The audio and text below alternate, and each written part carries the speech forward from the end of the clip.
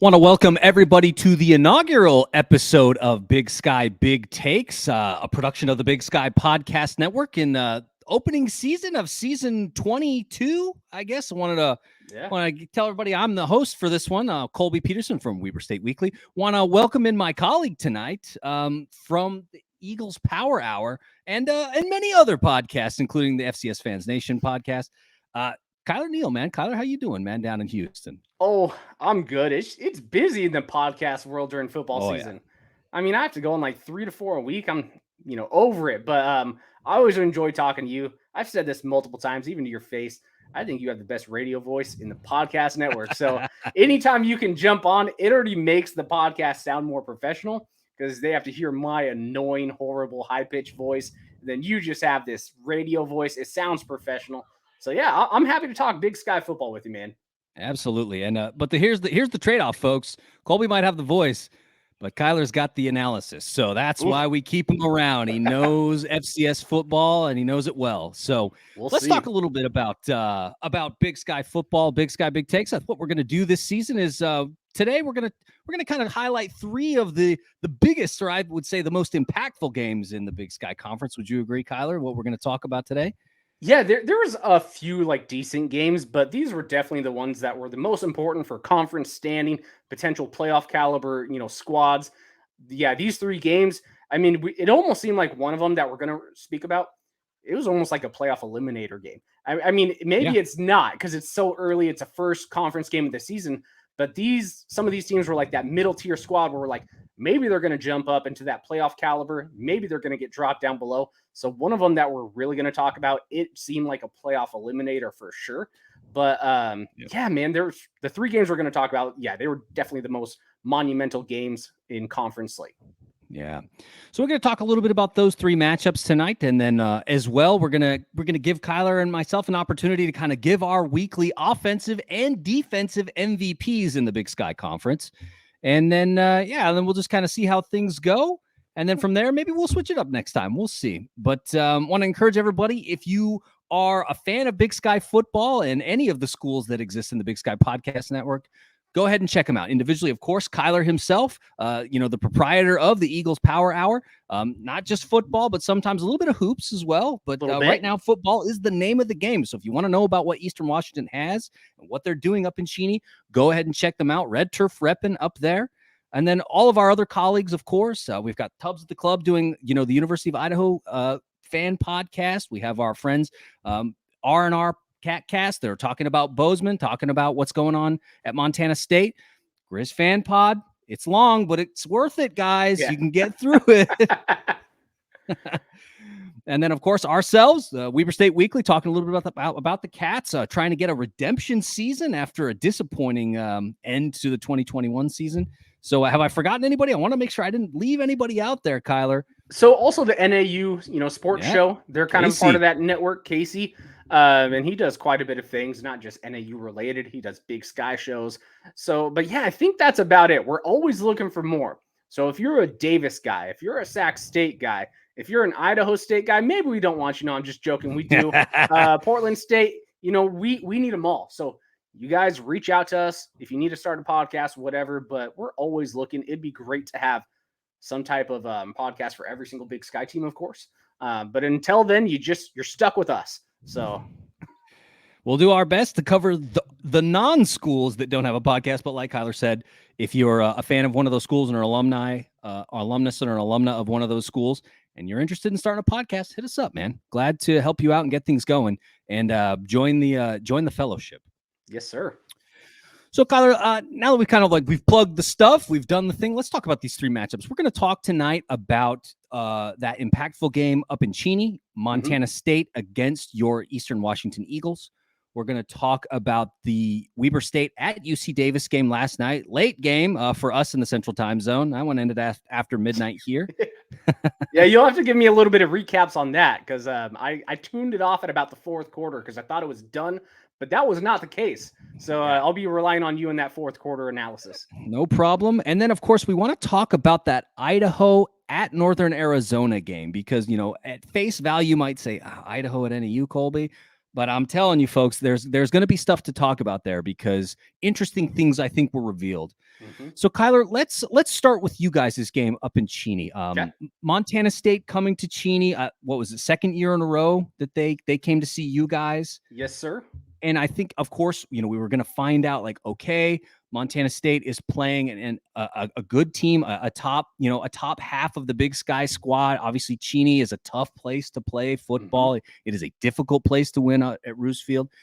And so we were going to find out just, how Montana State was doing because they've also had a ton of injuries. I mean, talk to me, a little, set the table for us a little bit, man, for this one. Talk to us about kind of like what was at stake going in to that game. Yeah, this one was really interesting. I mean, just because Montana State had so much hype behind them, right? Coming into the season, they were just, the title finalists in Frisco where they, played North Dakota State. So there was a lot of hype. This program's been building for a while under Choate, and then they get Vegan. He's also a North Dakota State guy. So it's been building in kind of this environment in Bozeman. They may be the power of the Big Sky soon.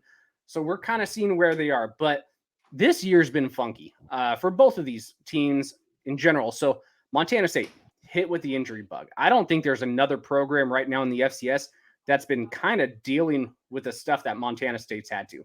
So coming into this game, they were on their fourth or fifth running back option. Yeah. And it's getting thin. It's extremely thin. I think was it during Morehead State, they actually lined up a wide receiver as a running back for multiple plays. Yeah. Last week against Oregon State, they had two quarterbacks in the backfield, sometimes at the same time, not as a running passing option, but strictly as here's your running back. It's been a little bit funky for Montana State. I think they were down 2 DBs as well. So a very injured squad versus kind of a squad that is in the we're rebuilding or are you reloading phase, right? Yeah. Eastern Washington, they've had this history of reloading, but then also during some of these reloading years, they're a 6-5 team. They miss the playoffs every now and then after maybe a big stud QB leaves for one season. So a lot of people were kind of wondering, who's this Eastern Washington team? Is Gunner still a guy who can sling the ball down the field? Do they have a running game? Do they have a defense? There's a lot of question marks between these two teams, and the schedules that they've played so far didn't answer any of the questions. Montana State, the first few games against really easy opponents. Pretty soft, right? Really soft. And then they play Oregon State, who is very underrated. They just went toe-to-toe with USC. Yep. So, UC barely survives with a win, right? People talking about that USC defense, but I think that proved that, like, everyone's like, oh, Montana State got blown out by the Oregon State Beavers. They're so bad, blah, blah, blah. And then, the following week they play against USC. And I think that game was in Corvallis again, right? It was in Corvallis, a 3-point game. So the Beavers are for real. Yeah, so USC ranked 7 going into that game. So it's like, this is who Montana State faced with all the injury problems that they had. And so you look at it and say, oh, it's a blowout. It's like, yeah, but this is a quality FBS squad. Yeah. So it's one of those things. You couldn't take away anything from Montana State's performance, in my opinion, the last 3 weeks. They kind of dominated the games they were supposed to, and they lost kind of the game they were supposed to. And I don't take away too much from a blowout loss or even a close win sometimes against P5. It is what it is. Sometimes it happens, sometimes it doesn't. Then Eastern Washington, kind of the same thing. You couldn't really see who they were based off of this season. They played a very inexperienced and young but talented Eddie George in Tennessee State. They were supposed to win. They did. Then they got blown out by Oregon, who's really good, right? Right. They're 15 in the nation. They, dominated BYU. Actually, Eastern performed better in the running game, but BYU's offense didn't look that much worse than Eastern. Or better than Eastern, I guess. So both of these teams, we had no clue who they were until they faced off. And I think we got to find out exactly who these teams were. Maybe not fully, still a long season ahead, but what we know from Montana State is it doesn't matter if they're down running backs. Their identity is still running the ball. And Eastern's identity is still, hey, let's get in a shootout. That's kind of what it is. So the identities haven't changed. I think now we kind of know what team is what. If Montana State maybe gets a little healthier, I think they can be pretty damaging. So hopefully Afonso can get better. Malat, hopefully he can get better because he had a brutal hit on the ground. So we're all praying for him to get better. But it was a fun game, man. And I am glad that this is going to be our protected rival that we get to play annually for sure. They bring a great crowd. All of our games have been close, even when Eastern's good, Montana's bad. Montana State's good, Eastern Washington's okay. So, yeah, it was a fun game. But yeah, what was your thoughts on the game? Did you actually anticipate Eastern looking the way they did, or Montana State with 4 injured running backs still being able to capitalize in the run department? Right. I mean, and so that's the thing that I was going to point out is that obviously, like the run defense for the Eags was a problem last season. It was the thing that cost them the game against Weber State. After because the Wildcats, that was the one thing that they really had going for them, and they cashed in, and so they get lucky on the road against. I think you guys were ranked at the time, and we were flailing because we had lost so many games in a row. But that running defense, sort of reared its head again. Like, okay, it's a struggle, and it just so happened that even though the Cats were injured, we knew that that's a key piece of what Vegan likes to do. I think Isaiah Fonse is the best back in the conference, and so yes, he's injured. Plus, like you've said, a couple of guys that sit behind him as well, and so they're in dire straits. But it's sort of like what we say about Eastern. It's like, okay, is it an Eastern quarterback? Then he's going to be fine. Like we talked about before we went live, the fact that, you could put a sack of potatoes in an Eastern Washington uniform under center, and he's probably going to be better than the bottom half of the entire conference, just because the coaching is so good there. And I feel the same way about the coaching staff in Bozeman, that it doesn't matter who's going to be taking the ball out of the backfield. They're probably going to do a pretty good job because the coaching staff is so good. And so we saw, that progress from them in that game. And so it's just a function of a strength, even though it's an injured strength, versus a weakness that is still being worked on and shored up. And, we saw MSU with 355 net rushing yards on the day in spite of those injuries. And so it's like that showed. But on the flip side, what does Eastern Washington do really well, Kyler? Well, we have a pretty good offensive scheme. Throw the ball. we are explosive. We didn't throw as much as I wanted to, right? Sure. I thought Gunner was actually playing really well. It was very conservative passing the first half. But I understand because the very 2 rushing plays we had were for touchdowns, right? Micah Smith broke out for 2 giant rushing plays for touchdowns. So I get, maybe you go, all right, maybe we can continue to run on them. But then the next 3 drives, Montana State figured that out. They started shutting down the run department. We still weren't opening up the field. We still weren't throwing it. And then all of a sudden, the second half, there was a little bit of light. We go, hey, we're Eastern Washington. What do we do the best? We do RPO options. We run screens. Then we spread the field. That's what they started doing in the second half. And Eastern Washington all of a sudden started taking this lead where you're like, all right, it looks pretty good. They're probably going to win. But then Montana State comes back. They force a key turnover to kind of seal the deal. But yeah, both of these teams, they stuck to their identity, which was kind of cool to watch. Even when it wasn't going their way, both of them still had their strengths against the other team's weaknesses. They stuck with their identity. It was a battle. It was an entertaining game. It was a battle, right? And I think that it just shows, I'm sure, you've talked a lot, Kyler, this season already, this young season, that the Big Sky is probably the best it's been in a number of years, that it's pretty loaded. Each week when we go through and say, okay, who's going to be where in the pecking order of the Big Sky as the weeks roll on and we see the games played, there has been movement among the number 2 through 6 teams, right? I think it's been pretty clear that Montana has been the best. They've handily taken care of just about everybody they've played, and so they deserve to be where they are. But when it comes for 2 through 6, there has been movement, right? And it's really, really tough when we're talking about, the top half of the conference, that they're just that good. So it's going to be a fun season, I think. It's a slugfest. I've never seen the Big Sky this deep. Typically the Big Sky in previous years, you have your title contending team, right? You always have that one team who can at least make it to the semifinals, something like that, be a title contender. And then there was maybe a quarterfinal team, maybe 2 max. But then it kind of dropped off a little bit from there, where you have solid teams, but not great. We have probably 2 title contenders, at least 1 for sure. Yeah. But I would say maybe 2 to 3. Then we have probably 5 teams that can make a run to the quarters, depending on the matchups. And then we have probably 8 teams that are good enough to be playoff caliber teams. And then we have the 4 dumpster fires, right? But this is by far the deepest I've ever seen the Big Sky. And it's been fun to watch this season. We finally went toe-to-toe with the Valley. There were some matchups. I would have loved to see the top teams always versus the top teams. Yeah. But we went toe-to-toe with the Valley. And the nice thing was our, 7th maybe ranked team in the Big Sky went toe to toe with their number 2. So, I mean, it kind of proves some things that maybe the Big Sky is finally on that same level as Valley or even passing them. We just maybe don't have that North Dakota State. But Montana looks like they're building it the correct way. But yeah, the Big Sky's loaded. It's interesting.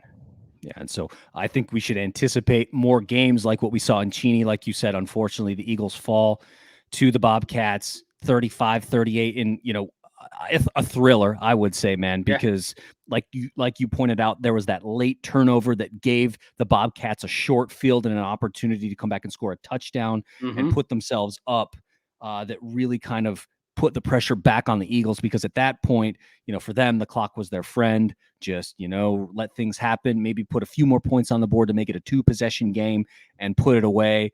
A key turnover, which turnovers are always very important in football, but I think they are going to be especially important as Big Sky play gets started, because turnovers are largely going to predict who wins. Because, we'll talk about the next game in turnovers with Weber State and Davis. But, because the conference is so stacked, it's going to be really difficult to give up 1, 2, 3 turnovers in a game and maybe not get them back. Like, you're going to have a really deep hole to get out of, because you can't make those kind of mistakes against a team that's just that good when you're talking about the top half of the conference, maybe the top 3 quarters. Yeah. Turnovers are going to be huge this whole season. I mean, like we've been just mentioning, there's maybe 8 caliber teams that can be a playoff caliber team. We're not going to have 8 teams in the playoffs, right? But there's at least 8 teams who can play spoiler to the playoff runs in this conference this year.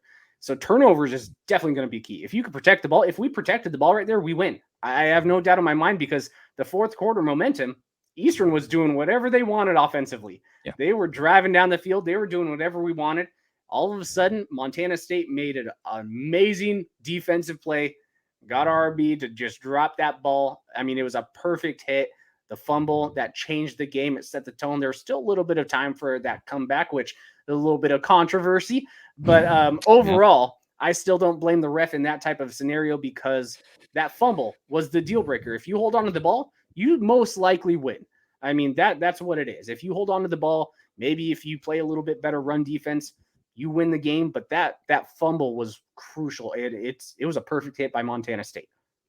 Yeah, I want to talk a little bit about that last turnover, because it was a weird play, right? Because the ball comes in, and it's a big chunk of yardage, which I think it was 3rd down at the time. Like, they needed that chunk of yardage to continue to move the chains, and have a chance. And so the ball comes, across the middle, and tell me the guy who caught it, but he catches it in the air. Yeah, it was Nolan Ulm. Yeah, I'm pretty sure. Let me double check on that one, but I'm pretty sure it's Nolan Ulm. Catches it, comes down, but then like the ball comes loose, and the camera angle was really like the way he landed, and then the corner is there with the safety right next to him, and like this weird thing happens, and the ball pops out into the air. Safety is there, grabs the ball. Yeah, that's the turnover, and that's basically the game, right? Like, that's it.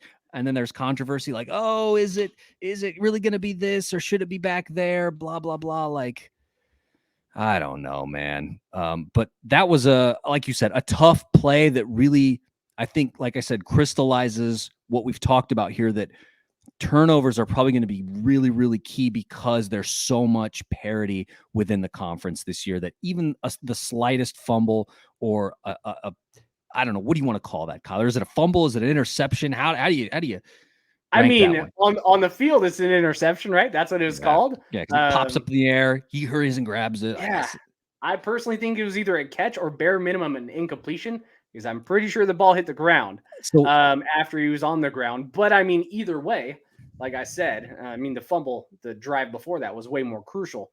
But yeah, it was interesting. It is what it is. It was such a quick play. I don't blame a ref on missing that, or maybe we're just blind. Maybe I'm blind, but that slow motion shot kind of made me go, ooh, that ball didn't really move once he brought it to his body. It was definitely in the air, dangling around his hands, but when he brought it to his body, and then the knee went down, but it was such a quick play. It is one of those things where you probably just have to keep whatever's called on the field, just because it is such a fast play, and you don't really see when the ball got out of his hands, where the safety got it. Yeah, it's a little tough, but yeah, I mean, that's what's going to happen in the Big Sky this year. It's going to be crazy. The fun thing about this game, though, that we didn't mention was just how the game pace was going. I mean, the first quarter, it looked like this was going to be a first one to 60 wins. Maybe both of these defenses are just absolutely trash, and those Oregon games proved it. Then all of a sudden it settled in. It got really physical, and there was a lot of defensive efforts for the next two quarters. Right. And then all of a sudden the fourth quarter was a little bit a mixture of what we saw in the first and then the second and third. But yeah, I mean, it was just a fun game. It was a fun game. It is what it is. Two solid teams going at it. But I got to give props to Montana State because of how injury battled they were. Playing on the red turf, like you just said, really tough to win there. Now, there wasn't much wind, so that was a weird day for Eastern. It was a perfect weather day. But, I mean, to come out with a win in Cheney when you're that injured, yeah, you're the better team. Impressive. So like you said, expect more of that, folks. Yeah, exactly. But now let's talk about Big Sky after dark, because I mean that's what I think the next game was. Yeah. So the Weber State Wildcats take the trip down. They take the trip to the Causeway to take on the UC Davis Aggies, and I think everybody knew that this game was going to be tough, right? That the Wildcats in the past few weeks had shown more new life on offense. The defense looked like its old self. Defenses, that harken back to the 17 and 18 years when they was just absolutely dominant and put guys like Taron Johnson in the NFL. Great. That defense is back.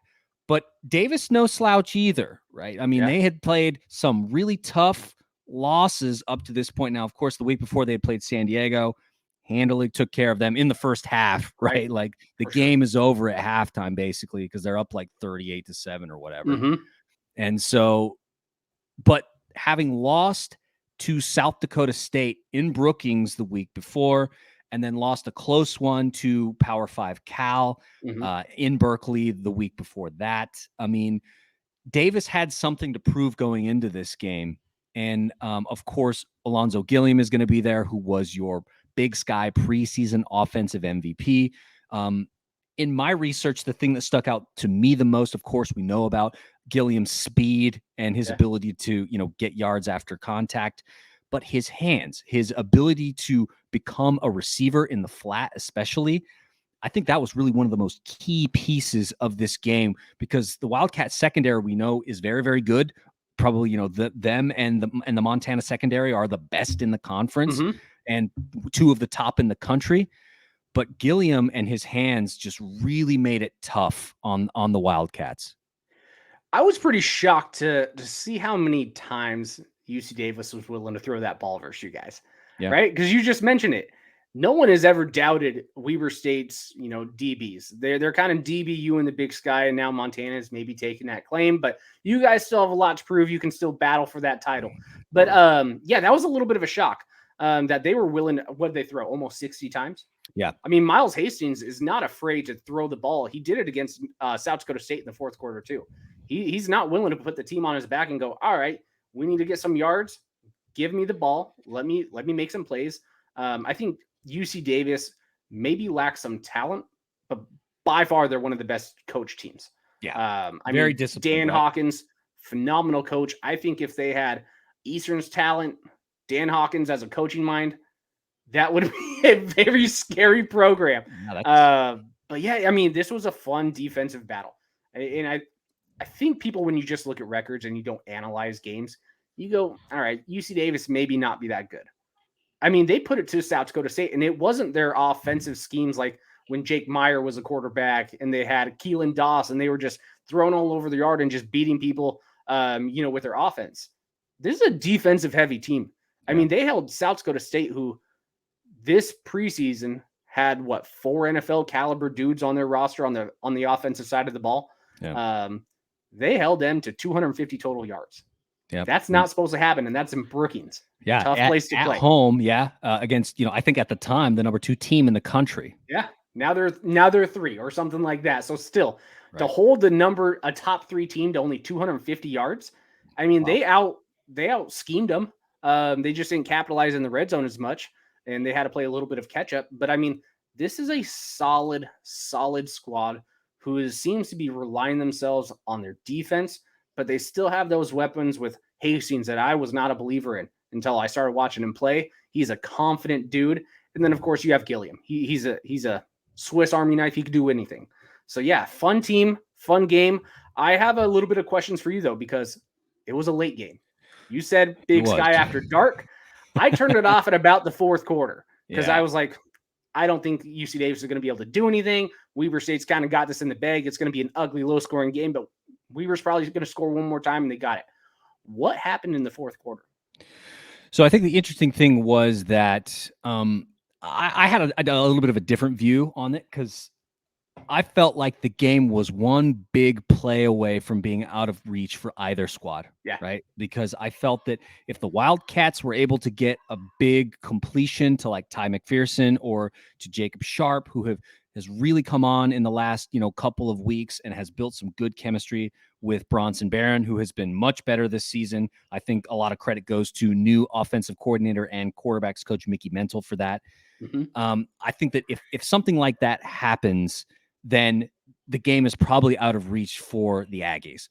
But on the reverse, should there be a problem and Hastings, who, like you said, a very confident quarterback against he's a confident dude, a really, really good secondary. I mean, the Wildcats were not getting a ton of pressure on Hastings, like at all. Like I don't think I'd have to go and check. I don't know that they sacked him. Like maybe they did once, but like, I don't know. Yeah. Looking through, I don't see a sack. Nope. Okay.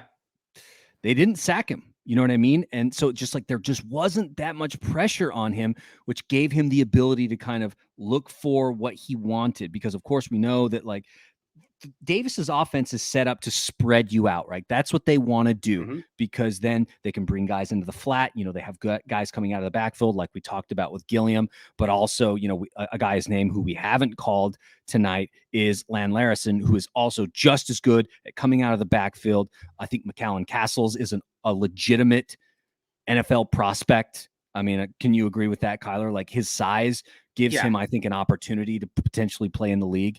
Yeah. And so should the defense make a mistake or, I mean, there were problems with the offense for the Wildcats. Like they lost the turnover battle 3-0. They did not get that interception at the end of the third.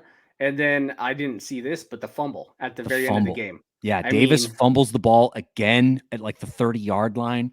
And so Davis gets another short field and they're down 5 points. So they're in a position where you have to go and get a touchdown. You can't just kick, even though, we can talk about the woes that their senior kicker is having right now. Because I think now at this point, he's like 3 for 9 or something. He's missed a hefty margin. It makes my kicking team last year not look as bad. Yeah. Right. And we talked a lot about that last season, right? About the fact that Eastern had, problems with special teams and it probably hurt them in a few situations. That seems like what's going on with UC Davis this year. Yeah. And I was stunned to see a senior struggle that much because, I don't know. I feel like at that point, you know what you're doing, right? Do you know if there's been any injuries that he's had? Because I'm not aware of anything that like maybe set him back, like, some type of broken toe, ACL tear. I mean, never know what's going on, but also I feel like kickers is just such a mental game.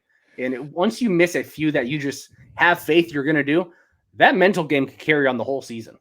And this may be the Achilles heel for UC Davis. Yeah, I mean, because we know after what we saw last night, I think we can all agree that like this Davis defense is absolutely solid. I mean, they are really solid. I was going to put together a quick reel for Weber State Weekly because I wanted to call out. He was actually a local guy who was playing for Davis. What was his name? He's the one that had the 2 picks in the South Dakota State game. A linebacker, but he is like Rex something. But anyway, I can look up. But I fully expected him to have a much bigger role, but Davis's front 7 really, I thought, did a good job of getting to Barron. I mean, he was hurried an awful lot, and the Wildcat offensive line is pretty thin. There have already been some injuries. There were injuries in camp, and so there have been some guys that really have needed to step up. And I think by and large they've done okay. But as the season wears on, and the way that the Wildcats schedule is set up, it's going to get tougher as time goes on. They're going to play Davis.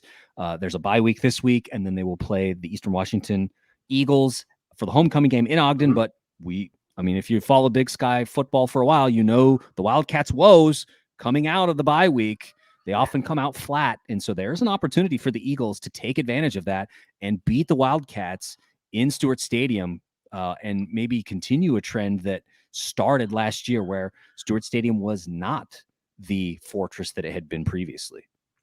Yeah, that was weird because didn't you guys go undefeated on the road, but then at home it was pretty brutal? Yeah. Those were the tougher games. It just happened to kind of lay it out there. But one thing that impressed me about Weber, because I've been kind of tooting your guys' horn on the FCS page all preseason. I don't know if you have followed this. I said Weber State, I think, is going to be the second best Big Sky team. I think they're going to have deeper runs than MSU. And I got a lot of flack for that. But it was I was kind of telling people they were really battered with injuries last year. Yeah. Josh Davis did not look healthy at all for most of the year. Because he wasn't. He wasn't. He straight wasn't. And then you also had just this brutal schedule, kind of like an Eastern schedule this year. So one thing that I loved about this game, because this season so far, we've seen Weber State in just blowouts, just doing whatever they wanted. This was a game that kind of brought Weber State back to its original roots, going, if maybe we're not as successful on offense here, but guess what? We can still punch you in the face. We can still have this dogfight of a battle that Weber State's been kind of known for. They haven't been known for, barren throwing down the field or doing whatever they wanted. They were a strong running team that liked to just punch you in the face and play an ugly, ugly style of football. And Weber State, they did that this week. So, being able to win on every facet, I think that's impressive. Yeah, a very vintage Jay Hill coached team in game, right? Which is scary. A lot of people, now Jay Hill is 6-1 against Dan Hawkins and the Eagles, against the Aggies. Sorry, but it's about that too. Well, he's ramped up. He's had some recent success. We'll say that. But those games against the Wildcats and the Aggies are always very close, except for the 2017 game, which was a blowout. Aside from that, these games have been very, very close. Yeah. And I think that people expected this to be the Wildcats are going to waltz in there and they're going to handle Davis handily and it's going to be what it is. But it's no. That never happens. That's not what happens. So, but it was just looking at the Utah State game. Everyone's like, all right, Weber is just that good of a team. And UC Davis, they're 1-2. So they're not that great, but you have to realize who they played. They went toe-to-toe with South Dakota State. They had a chance to go into overtime with them at the very end, and they just didn't capitalize on a 2-point conversion. That's all it was. This UC Davis team is going to be in a dogfight with a lot of teams. Yeah. So the last thing I was going to say about this, and then we can move on to the final game, Idaho at NAU, was that going into this, confidence was gained week by week in new Wildcat offense. If you've followed Weber State football for a while, you've known that pretty much since 2017, the offense has been middling at best, right? We all look at what goes on in Cheney and go, gosh, I wish I had that. coupled with a Wildcat defense could be unstoppable. Yeah, that's a contender, right? But we just couldn't seem to find it once Fesi Sataki took the job down in Provo with his cousin. Now with Mickey Mental, things look good. The scheme is there. You can tell the play calling is there. The plan is there. It's just execution where the Wildcats have struggled. And as the weeks have gone on, the schedule has been relatively soft. We can say that the Utah State game, while it is an FBS win, they looked bad against UNLV this weekend. Yeah. And we're talking about UNLV, right? This is a team that lost to Eastern Washington last season, usually a bottom feeder in the Mountain West Conference in terms of football. Yeah, I don't. Here's the thing about Weber State's offense, because even here, if you just look at the scoreboard, you go, all right, they didn't really do much. You still had yards. You were still driving down the field. It was just those turnovers that kind of cost you. Right. You still had 50, 60, something like that yards. You had as many yards as Eastern had. Eastern put up 33 points.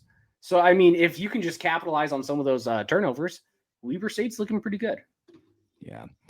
And so what I was going to say was that as the weeks have gone on, especially after that Utah Tech game, people in Ogden, I think, were feeling very good about the direction that the offense was going, starting to feel like maybe this is an above average offense that can hang with the top of the conference and maybe the top of the country.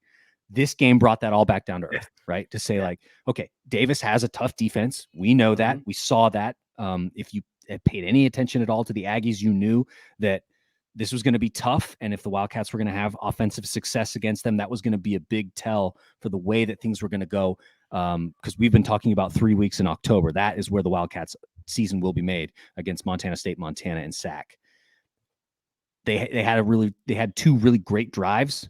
And then after that, the offense came to a screeching halt. Right. Like things just didn't happen. Like you said, they were moving the ball, but they just didn't get into the red zone again. And when they did, of course, they converted, but I mean, it just didn't happen. And so after this week, I would say Wildcat fans are maybe a little bit more sober about the offense and the work that needs to be done, because there are tough defenses coming in coming weeks.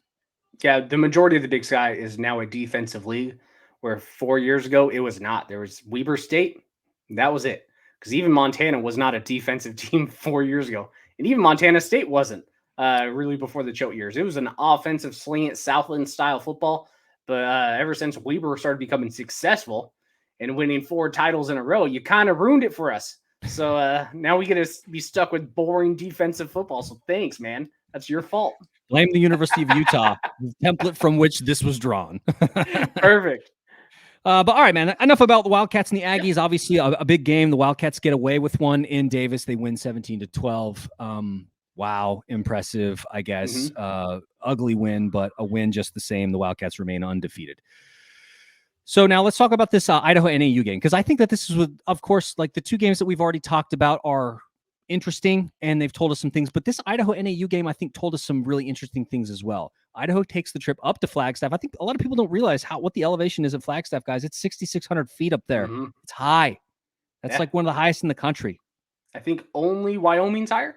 Yeah, and that's FBS and FCS. So, Arizona, Northern Arizona leads in terms of FCS stadiums at elevation. Laramie has them beat just slightly by a few hundred feet. Yeah, it's interesting to play in Flagstaff. Beautiful town, but it is interesting to play in Flagstaff. Weird games go on at the Walkup Skydome. So Idaho comes in, some success against Drake, some good showings against Washington State and against Indiana. So some optimism, I think, for folks in Moscow, of course, with the entrance of Jason Eck now, giving that program life. And of course, if you're a fan of Big Sky football, you want to see the Vandals do well, because that's just one more legacy team in the conference to really perform and just make it fun. Yeah. So they come to NAU, I don't know. What's your take on NAU this year, Kyler? Because they've had some bad showings. They've won some games. It was sort of like a mixed bag of sorts. Yeah, NAU's been a little weird to kind of get a read on this year. And it's maybe more so because their opponents were maybe a little too hyped up. And I was a part of that too. So, of course, they looked bad against Arizona State. I'm not going to blame them for that. They were supposed to look bad. Yeah. Then they beat Sam Houston State, and they beat it in a way that Northern Arizona has never beat anyone before. It was their defensive effort. It was, 10-3, something like that. That is not a Northern Arizona game, especially against Sam Houston State, where I know if you're just a Big Sky fan, maybe you're not aware of it, but Sam Houston State was one of the most dominant programs outside of North Dakota State in the last 10 years, and they are transitioning to FBS. They have added scholarships. So NAU went to Sam Houston State, which is a very tough place to play to. They've only lost one home playoff game out of their 30 playoff wins or whatever they have. It's ridiculous. And that was against Montana State team who went to the national championship last year. Yeah, so very good team, but all of a sudden Sam Houston doesn't look very good. They went toe-to-toe with Tarleton State, who's a transitioning D2 to FBS team or FCS team. They looked really bad there. So maybe we're going that Sam Houston State win wasn't as impressive. And then they played North Dakota, who was getting top 25 rings. Yeah. This is not North Dakota State, guys. This is the Fighting Hawks, or whatever you want to call them up there. But yeah, North Dakota, it was such a fun, exciting game. NAU had a chance to win it at the very last second. They ended up losing by 2, I think, something around there. But that was a top 25 team. Then all of a sudden, North Dakota just plays Southern Illinois this week. Gets absolutely murdered. And Southern Illinois lost to Incarnate Word 66-20. Yeah. So now we Salukis go. have had a weird season, right? Yep. I think It's a underperformed. very weird season, but then you start to go, all right, maybe NAU's opponents haven't been as great as everyone's propping them up to be. And I think Idaho kind of just proved it. Now, Idaho, like you just mentioned, they've looked really good to start the season. They had an opportunity to beat Washington State, who just went toe-to-toe with Oregon. They were competitive in the first half versus Illinois. That's fine. Indiana. Then they beat Drake, which, yeah, Drake's one of the worst Pioneer non-scholarship teams, so you're supposed to beat him. Yeah. But this was a defensive effort by Idaho. I mean, even offensively, they were kind of able to do what they wanted, but they didn't need to open up their whole playbook. But they shut NAU down completely in Flagstaff. They have RJ Martinez. That's he was a freshman of the year in the Big Sky. He was kind of that guy who we thought maybe is the best returning quarterback in the Big Sky. No, he did not look good against Idaho. He threw for like 40%. I was kind of impressed. They kept trying to sling it, but that's only because the run game wasn't very successful either. But yeah, man, this proved that Idaho's defense is for real. And what's impressive is their offense looks very capable. Their quarterback, McCoy, he threw 95%? Yeah, 18 of 20. Yeah, there we go. Whatever percentage that is, pretty much 90%. So he was able to do whatever he wanted. Now, he doesn't stretch the field as much as some of the other quarterbacks, but he can make big throws. He's got a big arm. But yeah, Idaho was a perfect scheme. And this is where I was kind of talking about. Maybe this was that one playoff eliminator game. Because I think now we look at NAU, which after that Sam Houston, when you go, they're a potential playoff team. Mm-hmm. Now we look at it and go, all right, I think they're closer to maybe that back half of maybe tier 4 in the Big Sky than they are towards tier 3. But yeah, Idaho looks good, and it proved Idaho's going to be dangerous. Yeah, like you said, the Idaho defense really showed up. I mean, they shut down NAU in the second half. Yeah.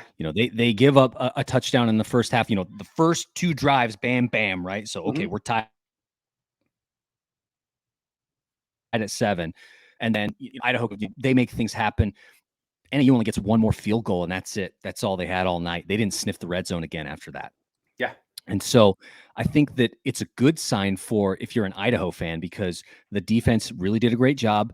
And if you know anything about Jason Eck, he's a former offensive coordinator at South Dakota State, who, like we said, number 2 team in the country right now, a good Valley program who has had a lot of success in recent years. Okay, they didn't win the national championship. Bison fans are going to remind you of that.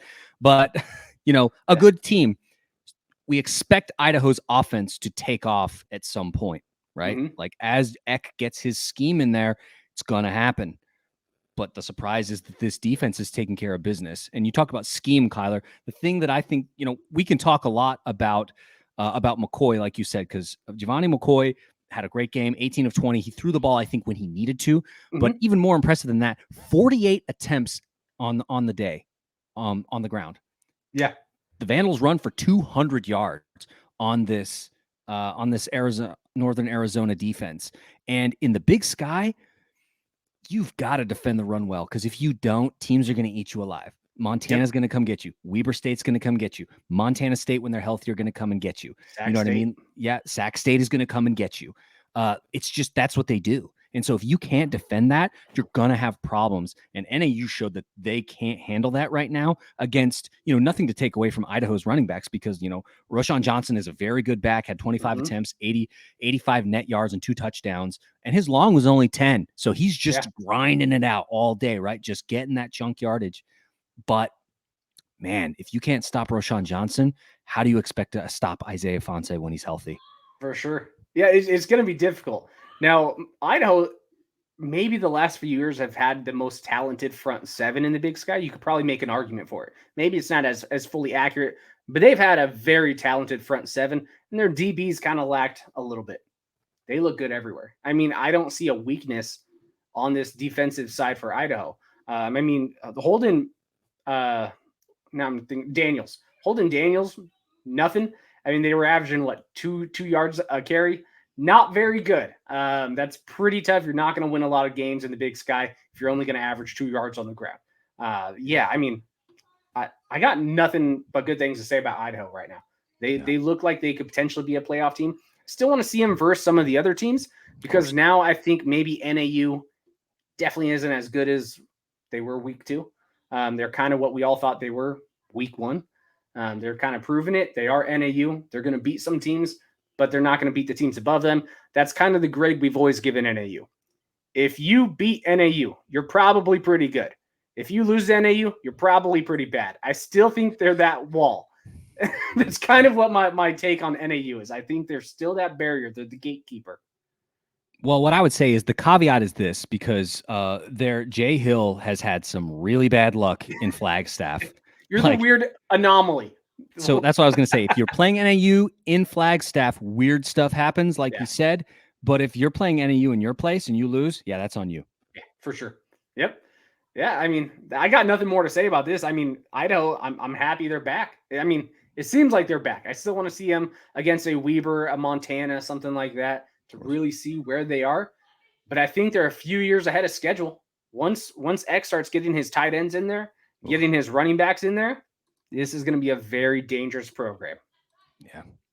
So Vandals get the road dub 27-10. A good win for them. So now a two-game winning streak for them, and to open Big Sky play.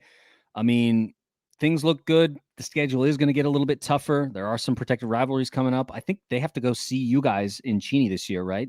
No, since Montana State's coming to us, your protected rivals, one's always going to be away, one's at home to make it a little more fair. So you guys got to go to Kibbe. Yep, we got to go to Kibbe, which ever since they've come in, we've had really bad luck in the Kibbe Dome. Yeah, so long as the kicking is okay, you're okay. Yeah, we'll see. Nothing weird happening, hopefully. Yeah. All right, Kyler, I mean, we've talked a lot, man. So I want to wrap up the show and just kind of get your takes on who you think is the offensive MVP and the defensive MVP in the Big Sky this week. Well, the offense was a little lackluster across the board, outside of Montana blowing out Portland State. But a lot of that was special teams and defense too. So I actually have to give the offensive MVP to Chambers. Montana State's quarterback, the secondary quarterback, he came in after Malott was injured pretty bad. His head bounced off the turf really hard. Looks like a concussion. Hope he's healthy. Hope he's fine. But Chambers, not the best passer. His throwing wasn't very good. The difference is he ran for about 170 yards on the ground. He was able to do whatever he wants, which was unfortunate as an Eastern fan. But yeah, if you needed on a 3rd and 6, Chambers, you knew he was going to take it, and he just was a bulldozer. He plays way bigger than 6'3". I'll say that. He looked like he was 6'7" out there, but agile. Yeah, he's a tank. And that's my offensive MVP. I don't think we can give it to, or I can't give it to anyone else. No, I can't either. Because in terms of the value that he provided for that Montana State team to come back and win, because that's the thing that if you didn't watch that game, you have to realize, folks, that Montana State comes back and takes the lead late against the Eagles to put the pressure back on them to say, okay, you have to beat us. And then the Eagles are in a pinch and they need to move the ball down the field quickly because the clock is running out under 2 minutes. Like you said, he did a great job. Chambers showed up, made sure to take care of his guys, get them what they needed, even though he's not the best passer. Yeah. Got it done with his legs. And I mean, game ball goes to him. Back. Yeah, he really did. Yeah. So let's flip the ball then, man, and let's talk about defensive MVP. A lot of good defenses in the Big Sky this week. I mean, some good defensive performances. Sack handling Colorado State and Fort Collins. I mean, obviously we've talked about the Wildcats. I mean, the Grizz did a great job against Portland State. You know, we know that, Barney, Coach Barney is he's an offensive mind. Who's your defensive MVP this week? I hate it. I got to give it to Robbie Hauk. I just absolutely hate doing that. Understandable. He's my least favorite player in the Big Sky, but I mean, his performance, you got to give him props. Didn't he? Was it the Montana State or the Montana record or the Big Sky record in total tackles? He broke, I forgot what record it is, but he just shattered a record. He took over the number 1 spot. I'm hoping it's only Montana, but knowing Montana, that could be a Big Sky record as well. Sure. But yeah, so he had that. Plus he had this, field goal return for a touchdown, just torched him. I mean, he's a shutdown corner, which is weird because he's not big. Yeah, he doesn't look overly athletic. He does hit hard for his size, but he gets in your face. He's aggressive, and he was a huge reason why Portland State couldn't do much after the first few drives. Yeah. Portland State has success early, some trickeration, you know what I mean? They come out, They stun Montana with, and go up 7-0 very early in the game in that opening drive. They have a little bit of success after that, but not much. The Grizz take over. Okay, you're at Wash Grizz. This is a very difficult place to play, probably one of the most difficult in the country. So things happen, and I think that's totally fair. Even though I'm with you, I don't love how as a Wildcat fan who has suffered at the hands of the Grizz many times. But I mean, you have to respect game. So I think for mine, man, a little bit of bias on this one because I am going to choose somebody from the Wildcats secondary because it was so clutch against that Davis offense, because Hastings was throwing the ball. There were, lots of good outs. And so I wanted to give my offense or defensive MVP this week to Eddie Heckard, because Eddie Heckard had some really, really critical PBUs. Now, there were no interceptions in this game, which they had their opportunities. There were a couple of drop balls where the Wildcats could have taken the ball back, and it really would have been big for, I think, confidence and also to get the defense off the field. But Eddie Heckard had some really critical PBUs that put the Aggies in tough situations that made them have to choose. And so a little bit of bias, like I said, from me as a Wildcat fan myself. But man, that Wildcat secondary was just so critical to getting that win last night that I got to pick somebody, and I think it's Eddie Heckard for me. I don't think that's bias. It's bias if he didn't do anything, right? Sure. It's bias if he didn't have an interception, right? Or I forgot. But yeah, no.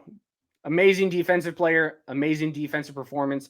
And Weber State won that game off of their defense. Yeah, that's not bias. You're fine. Yeah.